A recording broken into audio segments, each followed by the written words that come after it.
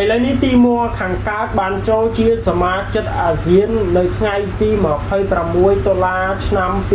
2025ហើយឥឡូវនេះអាស៊ានគឺមាន11ប្រទេសបងប្អូនពីអាស៊ានគឺមានន័យពេញថាសមាគមប្រជាជាតិអាស៊ីអាគ្នេយ៍ដែលបង្កើតឡើងដំបូងនៅថ្ងៃទី8សីហាឆ្នាំ1967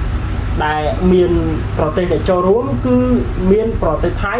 ប្រទេសឥណ្ឌូនេស៊ីប្រទេសម៉ាឡេស៊ីប្រទេសហ្វីលីពីននិងសិង្ហបុរីដែលសន្ធិសញ្ញាបង្កើតអាស៊ាននេះស្ថិតនៅក្នុងទីក្រុងបាងកកជាលើកដំបូងបន្ទាប់មកប្រទេស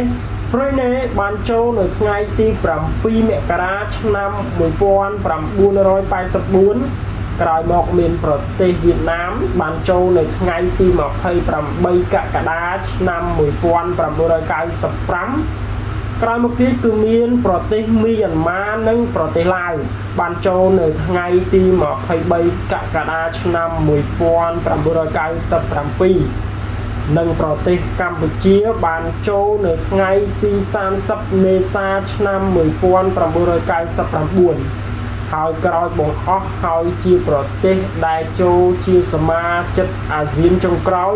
ហើយក៏ជាប្រទេសដែលទើបតែចូលជាសមាជិកអាស៊ានពេញសិទ្ធិថ្មីនេះគឺជាប្រទេសទីមួខាងកើតបានចូលនៅថ្ងៃទី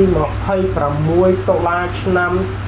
2025ដូច្នេះអាស៊ានមាន11ប្រទេសហើយបងប្អូនដែលកាលមុនថ្ងៃទី26តុលាឆ្នាំ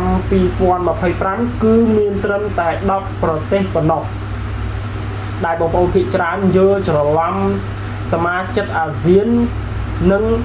ប្រទេសនៅក្នុងអាស៊ីអាគ្នេយ៍